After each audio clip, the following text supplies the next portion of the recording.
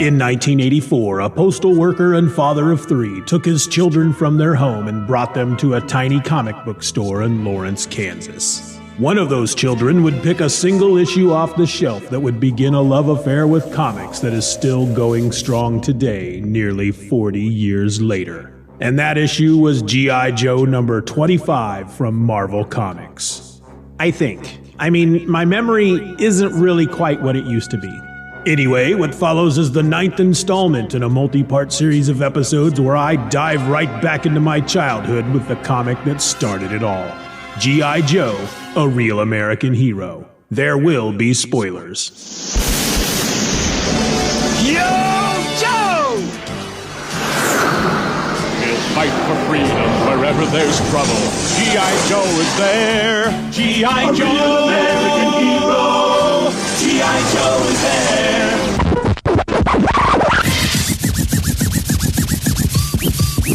There it is! I apologise for that. I think you'll find this a bit more interesting.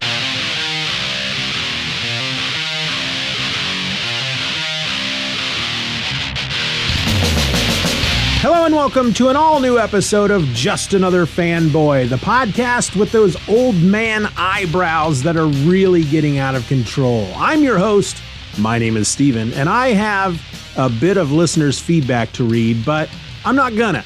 No, I think what I'm gonna do is hold on to it, because we do have celebrated episode number 30 coming up, and I really want all of you to be a great big part of that. So, send me your feedback, your questions, or just your thoughts on life, and I'll make them part of episode number 300. You can email me at justanotherfanboy@gmail.com or use the Just Another voice line at 785-318-6673 to text me or leave me a voicemail. That email address and that phone number will be in the show notes. Now, episode 300 is due to land on Tuesday, October the 11th. So you have until the end of the day, Saturday, October the 8th, to get in your feedback and your questions and all that. So yeah, 300 episodes is a big deal, folks. Let's celebrate this together. Okay, let's do that. So today I'm talking about G.I. Joe, a real American hero, issue number 9, as we continue our journey as we continue our trek through the old Marvel Comics G.I. Joe books. This, as I just stated, was published by Marvel Comics. It had a cover date of March 1983, but it hit the shelves on December 7th, 1982, with a cover price of 60 cents. The title of this issue is The Diplomat. It was written by Stephen D. Grant, with pencils by Mike Vosburg, inks by Chic. The letters were done by Janice, Chiang, and the colorist was Andy Yanchus. So we start out the issue with Stalker and some of the other Joes. I think Breaker was involved, raiding a house, which was suspected to be a Cobra hideout, a little Cobra base of operations.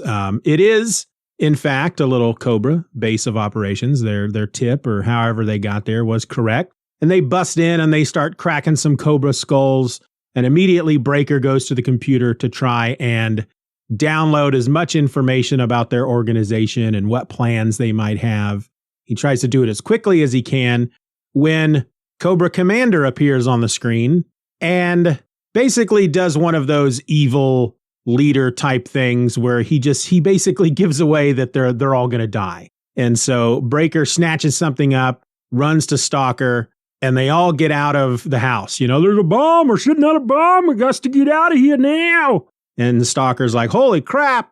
And they all run out of the house and it blows up behind them. And Stalker's very disappointed that they were not able to get, information off the computer. But Breaker tells them that, he got this bit. I don't remember what they called it now off the top of my head. It wasn't the hard drive. It was like the Go Pack or something like that. And I'm not as versed in early 80s computer technology to know if that's a real thing. But in many cases, G.I. Joe, the writers are really good at getting their technology correct, unless, of course, they're talking about a fake Cobra or G.I. Joe vehicle. Now, this issue was written by Stephen D. Grant. Most of these, a bulk of these, probably 98% of these issues were written by Larry Hama. So if Larry Hama had written this and he had referred to this piece of computer equipment as a Go Pack or, again, whatever it was, I would stand there and I would feel confident that Larry Hama was giving us some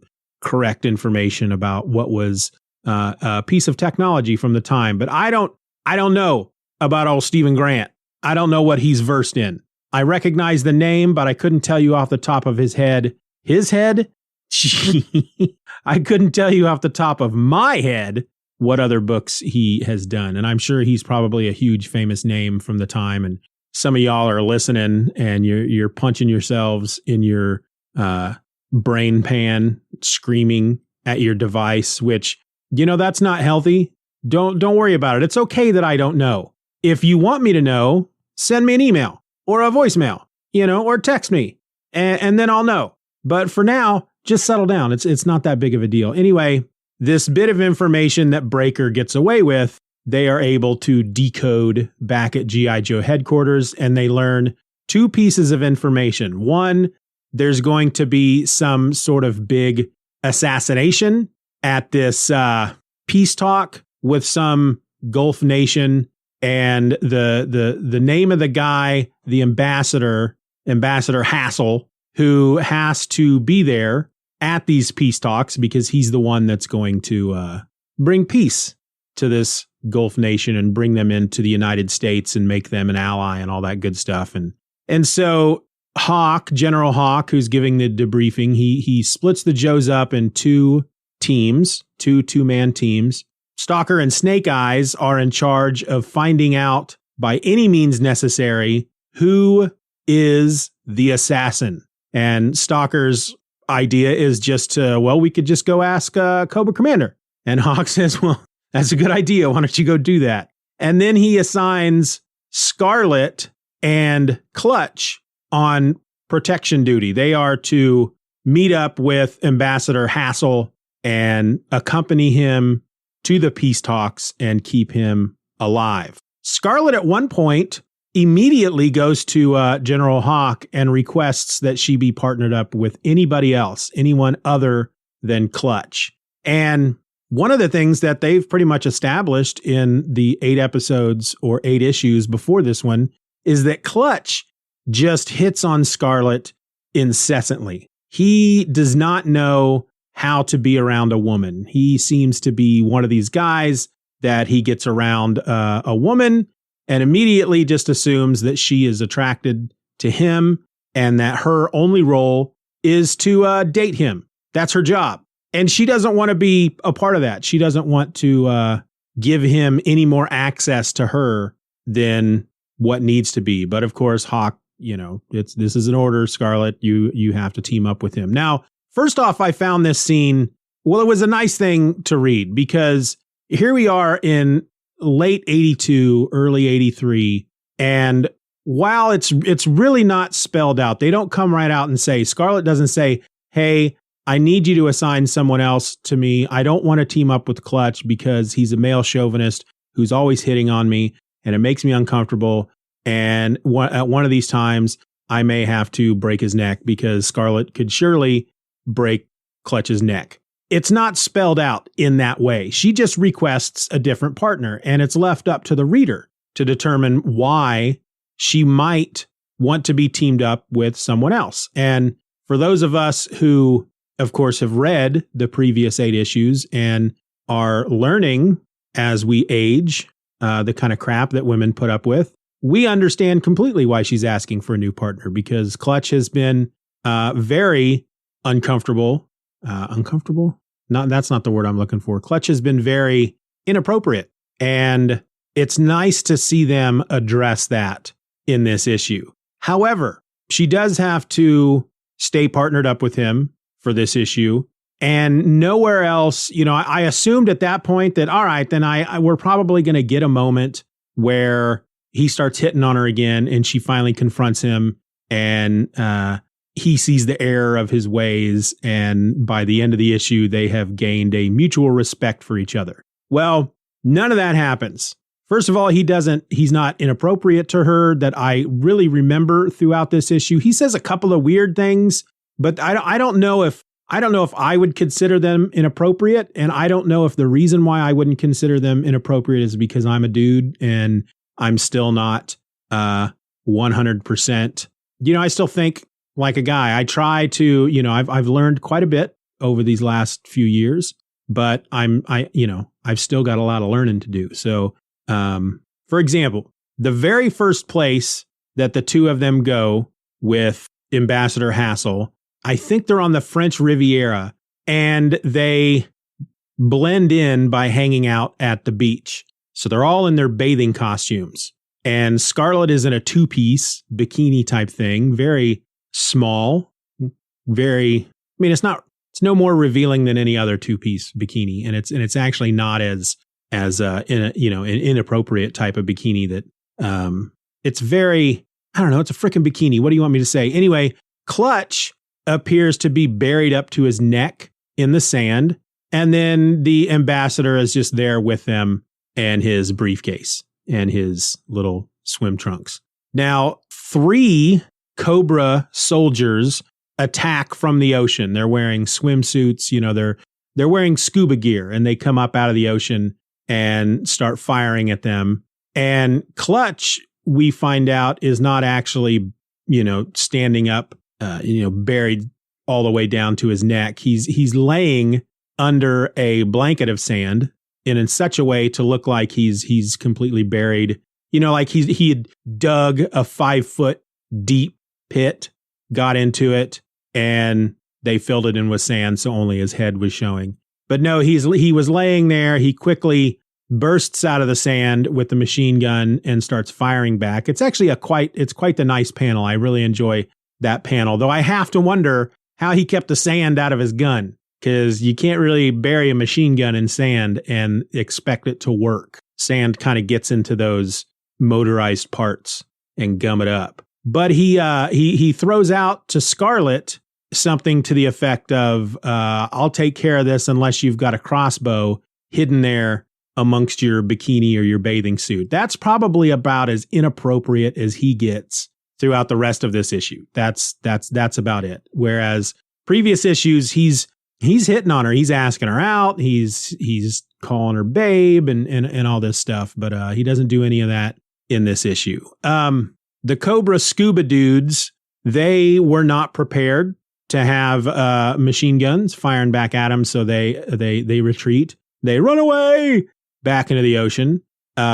Scarlet and Clutch take the ambassador back to the hotel so that they can all change and get out of town. But before they can do so, as the ambassador is changing, I don't think Scarlet has quite changed yet. The ambassador comes out of the bathroom with his suit and tie and his briefcase, and Scarlet hears ticking and realizes that there's a bomb in the room, and so they are able to escape through the window. They're a couple of floors up. Clutch is outside waiting in the car. He's the driver because that's what Clutch does. He drives. He's a driving fool. He grew up racing cars and whatnot in Jersey. And there is a moment when they get into the car and they're driving away that she has to change. She has to get into her G.I. Joe suit, and she has to do it in the car with these 2 men in the car, and she tells them to look away. And I believe that's it. That's the only time. I mean, if Clutch was going to get inappropriate at that point, that would have been it. And I just read this last night and I don't remember him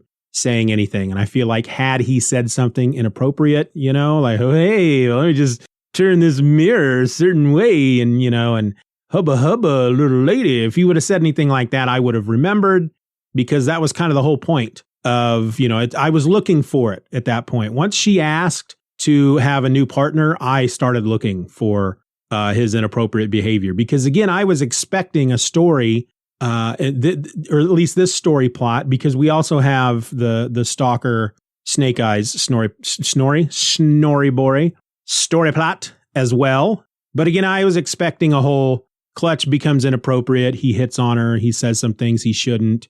She finally confronts him, maybe breaks his nose.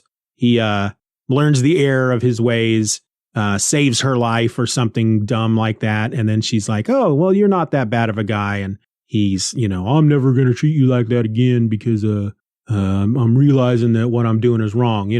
Would have been nice to see something like that. I'm sure it would have been, they would have done it very ham-fisted the way they did back in the day, but didn't get any of that. But I was looking for it. So while Clutch and Scarlet and the ambassador are heading toward the peace talks and they're avoiding being killed by Cobra agents at every turn.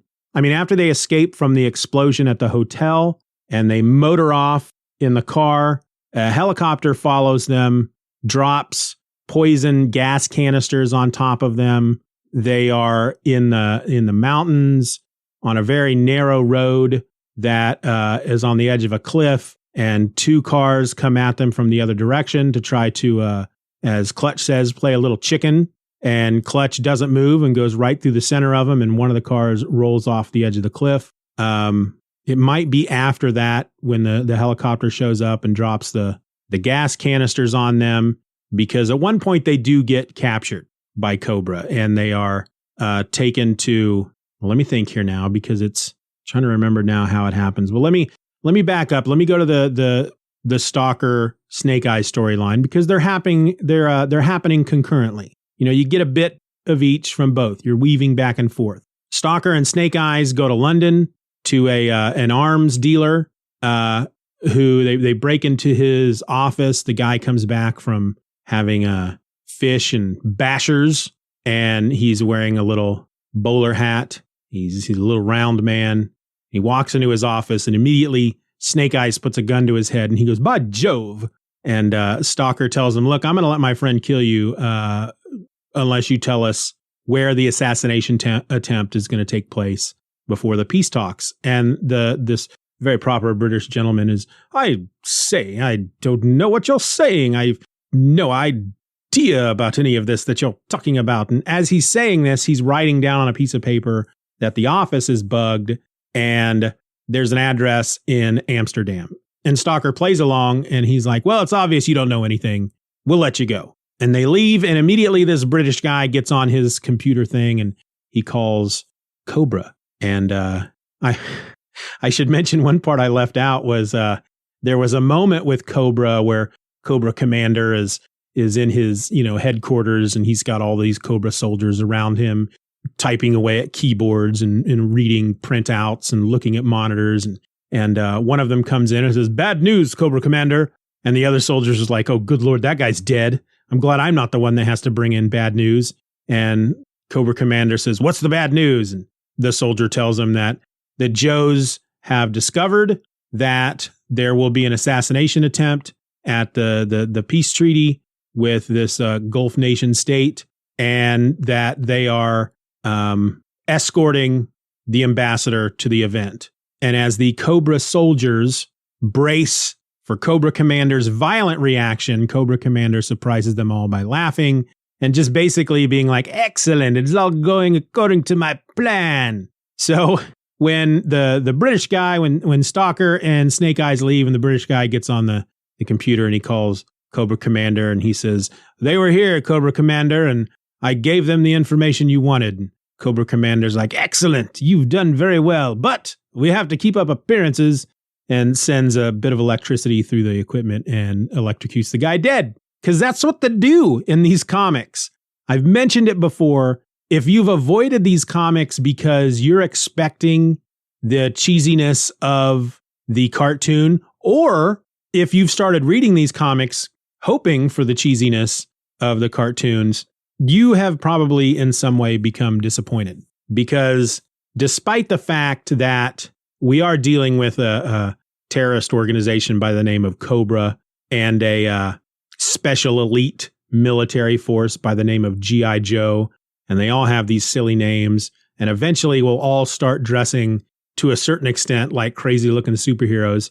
At this point in the run, just 9 issues in, it can get pretty real at times. And here's one of those moments where one of these agents of Cobra is electrocuted to death right in front of our eyes. And keep in mind, this is a comic book created to sell toys to kids. Just keep that in mind. So Stalker and Snake Eyes go to Amsterdam. They go to a particular hotel it's very obvious to a grown-up that the fact that they're in Amsterdam and the way that the woman at the desk is dressed, that they're in a brothel, it may not be obvious to a child because they never mention it, but it's totally a brothel. And she sends them up. She sends Stalker upstairs because he's the only one that comes in. And she's like, hey, you go on upstairs and have some good time. And he goes up there and she picks up the phone to call Cobra. She's like,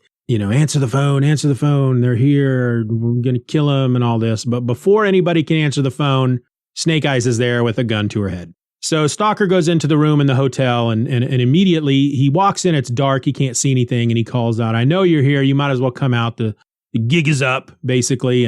And he is then greeted by a hologram of Cobra Commander as the doors lock up. And Cobra Commander, being your typical villain with a giant ego who thinks that everything he does is going to work out the way he has planned it, decides to tell Stalker everything about their plan because he believes in his evil heart of hearts that there's no way Stalker's getting out of this hotel room, that he is going to die. And so he spills the beans that this guy from this Gulf nation state, and I've purposely not said the name because I can't remember it. This guy from this Gulf nation state that the America is trying to sue peace with and bring over as an ally, that the assassin that's headed there right now to kill him is Ambassador Hassel. He has been a covert Cobra agent for years and years and years, and he has finally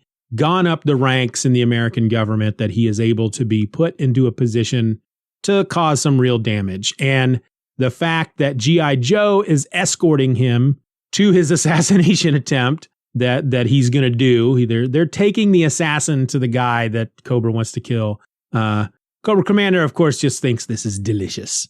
And of course, G.I. Joe will also be implicated because, again, they are bringing the assassin to the target. Well, of course, Stalker is able to free himself with the help of Snake Eyes, and they rush to wherever it is that these peace talks are being held. Sweden, the Himalayas, somewhere. It's a snowy mountainous region. It could be in Austria.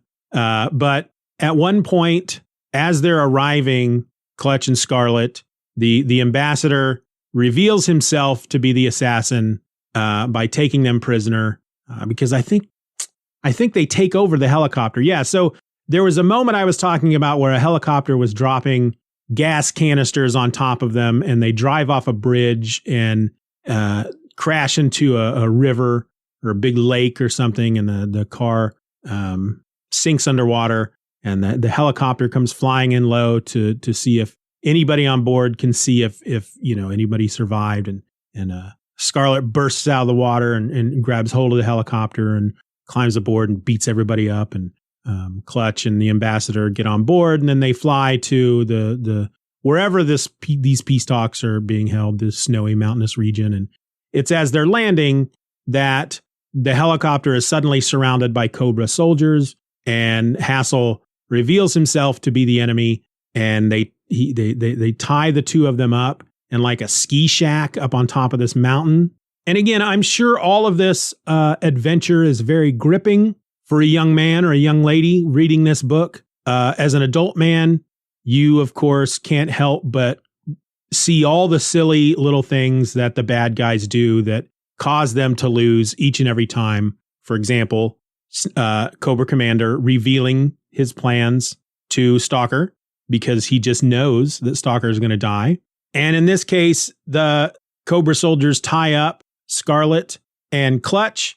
The idea is Hassel tells them, all right, I'm going to go down there to the peace talks there at the bottom of the mountain. I'm going to kill this dude. When you hear the gunshot, shoot the two of them and get rid of the ropes. My thought, of course, is just kill him now. Why do you need to wait? Is there a reason for that? Do they want witnesses to hear multiple gunshots around the same time? I don't know. But of course, it allows Scarlet and Clutch to free themselves from their ropes and escape, beat up the Cobra soldiers, put on some skis, and ski down the mountain toward the chateau where the peace talks are being held. And it's actually a really cool moment because this leader of this Gulf nation state who's about to be assassinated, Hassel is standing there with his back to this giant picture window, and he pulls a gun and he's about to shoot him. And you can see as the panels are progressing, Scarlett is racing down the mountain on these skis, and she jumps and she crashes through skis first through the big window, slams into the back of Hassel as he's taking a shot. So he actually shoots the guy. The Gulf nation state leader dude falls to the ground. Scarlett kicks Hassel in the face, still wearing the skis, and they take him captive. And the guy's like, doesn't matter, because I accomplished my goal. So in the end, everything's going to go to crap, regardless of what happens to me. And that's when this Gulf nation state leader guy, whose name I don't know, and don't feel like looking it up, he stands up. And they're like, oh my gosh, he's alive. And he's like, yeah, where I'm from, what I do, assassination attempts are just part of the game. And so I wear a bulletproof vest all the time because I'm not stupid. And so G.I. Joe wins, Cobra loses, and Cobra Commander's not all that happy about it. And in fact, the last 3 panels of the book are Cobra Soldier telling Cobra Commander that the attempt failed. Cobra Commander is reading the little communique, and he says, "Oh, Hassel was captured. The talks go on. How unfortunate." And the Cobra Soldier says, You're not angry? And Cobra Commander says, "Should I be? It was only a game, and there will always be another game." And that's how the issue ends. It was fun. It was a fun little done-in-one adventure by Stephen Grant. Mike Vosburg, of all the artists that we've seen on G.I. Joe thus far, and the only other one that springs to mind right now is Don Perlin. But I'm fairly certain Mike Vosburg has done a previous G.I. Joe issue at this point, but not really a big fan of his art on G.I. Joe. It's not bad, but the way he draws certain things like the helmets, there's a number of panels with Clutch in his helmet or Breaker in his helmet. And, this was the time when Snake Eyes and Scarlet were the 2 Joes that looked radically different than all the other Joes. The rest of the Joes that were part of this group, and it was a small team at this point, they all wore the dark green khaki uniforms, and they all had the dark green army helmets. And many times in these stories, they have drawn those characters with those helmets on, and it doesn't always work. And the way Mike Vosburg draws someone with an army helmet on, it just doesn't work. It just doesn't look like a helmet. It looks like they're wearing this weird globe on their head, and it just looks weird. And some of the faces, the thing is about Mike Vosburg is I actually enjoy his faces. He does something a little different with faces than a lot of people that I've seen who drew comics around this time. There's just something real about his faces because they don't look, in many cases, attractive. They don't look, they're kind of just these normal, ugly, average faces. He doesn't go out of his way to make any of these characters, the men don't look handsome. The women don't look traditionally attractive, even Scarlet. And I think it's something that I really appreciate about his art. And I'm not saying that the way he draws them is bad. It's not artistically bad art. It's just a stylistic choice where he draws people to look a bit more real. A military team isn't going to be made up of super attractive dudes and super attractive women. And that is something I appreciate out of his art. It's just that when he draws helmets and the car, when the car that Clutch is driving in this issue, when you see it head on or you see an over the top view, it just looks ridiculous. It doesn't look like a real car. He puts this big triangle thing up front, and it's supposed to be a regular car. And he may have even, Clutch at one point may have even said what kind of car it is, but it does not look like anything more than somebody trying to draw a car when we see it head on or an over the top view. Otherwise, again, it was a fun issue, a fun story. I am looking forward to eventually getting some of the newer characters. You know, we're going to get to a point where characters such as Gung Ho, Roadblock, Duke, you know, if you, like me, if you grew up with the cartoon before you started reading the comics, these first 12 or so issues are a bit of a head scratcher, because the whole time, if you're not knowledgeable at all about how, or, you know, not how, but the first line of the action figures and how that related to the comic, you wouldn't know that characters like Roadblock and Gung Ho and Duke weren't part of the original G.I. Joe lineup, because from the first cartoon, the first miniseries, the guy who's running G.I. Joe is Duke, and Gung Ho is on the team. And so to not see those two characters, you know, 9 issues in, and I know they're coming up, I just don't remember when. I feel like it's another few issues, 5, 6, 7, 8, 12, 107. I don't remember, but these are characters that you just, if you've only watched the cartoons and then you decide to start reading the comics, you expect to see characters like Duke from issue 1, and you just don't. And in fact, what can be confusing for you, especially if you were a kid at the time, if you were not picking these comics up until after the cartoon started, and then you were able to go into a comic book store and purchase these back issues, your first thought might be that Hawk is Duke until you start reading it. Why are they calling Duke Hawk? And why is he dressed differently than he is in the cartoon? And yeah, but I know those characters will show up eventually. And then I know that as we continue, the stories will become more and more ridiculous. But I also know that at least the first 25 to 30 issues are just some darn good comics. I had started reading, heck, even going into the 40s, because I had started reading using both the Marvel Unlimited app and then with Comixology. If you remember a Comixology Unlimited, the first, good Lord, is it like 7 of the G.I. Joe Classics trades are available through Comixology Unlimited. And these are all the collections of all the Marvel Comics run on G.I. Joe. And for a bit there, and I need to get back to it, but I had picked a month in 1985 that I was just going to start reading Marvel Comics. And that's around, you're probably around maybe the late 20s, mid 30s maybe of G.I. Joe at that point. So I read a handful of G.I. Joe comics from around 31, 32, 33, somewhere 39. I don't remember, but they were some darn good stuff. And a lot of them feature covers by Mike Zeck or John Byrne, which are beautiful covers. You wish you would open it up and find that same artwork inside. You don't get it, but you're still getting some good stories. You know, Larry Hama really, you know, as the series progresses, he really kind of finds his groove and just starts writing some dang good stories. I mean, this is good stuff right now. This is some fun, good G.I. Joe, but it eventually just becomes great. And then, of course, we get into the late 80s, early 90s, and there are ninjas around every corner, and it starts to get super dumb and super silly. So, yeah, we'll get there eventually. I'm going to try to do these more often.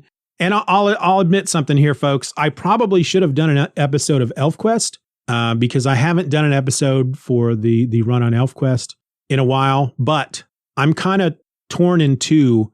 I have, two thoughts on this matter because, as you may or may not be aware, because I didn't mention it at the top of the episode, but I have a new show coming out called Just Another Fanboy Presents, in which each season will be devoted to a certain subject or run of comics. Season 1, which launches on October 6th with an episode 0, will be all about the death and the return of Superman storyline from over at DC Comics, which lasted from 92 to 93. And I'm reading them and releasing the episodes the same week that the issues were released 30 years ago. Because, for example, episode 1 is about Superman, Man of Steel, issue number 18, which is the first issue in the Death of Superman storyline. It was, it hit shelves on October 13th, 1992. So that episode's going up on October 13th, 2022, 30 years later. And so that season is going to go all the way through to the last episode should be an episode 39, providing we don't do any feedback episodes throughout there. But it will go to November 21st, 2023. That's where that series will end. That's when season 1 will end. So then I got to start thinking about, and I've been thinking about, what am I going to do for season 2? And there's a big part of me that wants to stop reading ElfQuest and doing episodes about ElfQuest here on Just Another Fanboy and have that be the subject of season 2. Because I'll be honest with you, when I was planning out last night what I was going to do for this episode that released on November 27th, on Tuesday, November 27th. Did I say November? September 27th. I was originally going to do the next ElfQuest episode, and I sat down to read the next comic that was ready to go. And it made reference to certain things that happened a number of issues back that I don't remember because I'm waiting too long between these issues. I can do that with these G.I. Joe books right now because most of these are done in ones. There's not a lot of referencing back to other issues. There's not a continuous story going along. But with ElfQuest, I feel like I need to release those episodes once a week because I need to be able to stay caught up. So as I'm speaking on an episode, I can, something happens in the issue that references back to an issue that's 10 or 15 issues previous. I need to be able to still have that kind of in my brain. So at this point, there's a big part of me that wants to just walk away from that here. And maybe that will be, restart them all over again and do them as season 2 of Just Another Fanboy Presents. But I don't know. I don't know if I'll do that yet. I don't know. I haven't decided. We'll see. We got a lot of time. We're talking about a year from now. And I'm sure I'll take a break between seasons on that. So a year at least. But that's it. That's the episode, folks. So I'll tell you what, let me wrap this sucker up. I want to thank everyone for taking the time to listen to this episode of Just Another Fanboy. This episode was produced by me by drinking a full can of Monster Energy, rubbing a bit of bacon behind my ears, and falling asleep more than 7 times during its production. You can send your feedback and or questions to justanotherfanboy@gmail.com or use the Just Another voice line at 785-318-6673 to text me or to leave me a voicemail. And don't forget to join the Steven Says Stuff newsletter, the free Substack, at list.justanotherfanboy.com, where I will send every single podcast episode I create right to your inbox the morning of its release. So if you want to get in on this Just Another Fanboy Presents, you can go out there and subscribe. The feed is out there. The podcast is out there. I've released a trailer and a bonus episode. But if you want to make sure, for gosh darn sure, that you're going to get those episodes, join the free Substack and I'll send them to you right to your email, right to your inbox. You can support the show for as little as $1 a month at patreon.com/StephenROR, and in many cases get episodes just like this one before anyone else. I try to get them up there at least 24 hours before they go out to everyone else. If you're, I'll tell you this right now, if you're interested in the Just Another Fanboy Presents podcast that I got coming up, and you can't wait until October, well, you should probably join the Patreon for as little as $1 a month. The episode 0 has already been made available to my patrons. That doesn't go up until October 6th for everybody. And episode 1 will probably go up this week to my patrons. So if you want to start listening to those now, it would behoove you to spend that $12 a year to get those episodes now. I would also encourage you to subscribe to this show, leave a 5-star review, and share this episode with a friend. All links that I have mentioned in this episode will be in the show notes. So until next we meet upon sandaled feet, I promise I won't trick you, but you may get a treat. My name is Steven, and I'm just another fanboy. Be nice to each other. We shouldn't be in here. Let's go. Okay, follow me. What's the matter, you chicken? I can't jump that far. Okay, chicken, I'm leaving you here. Use your head, Sally. Lady J! There's nothing chicken about being smart. If you stop and think, there's almost always a better way. I use this plank. That's using your head instead of losing it. Now I know. And knowing is half the battle. G.I. Joe!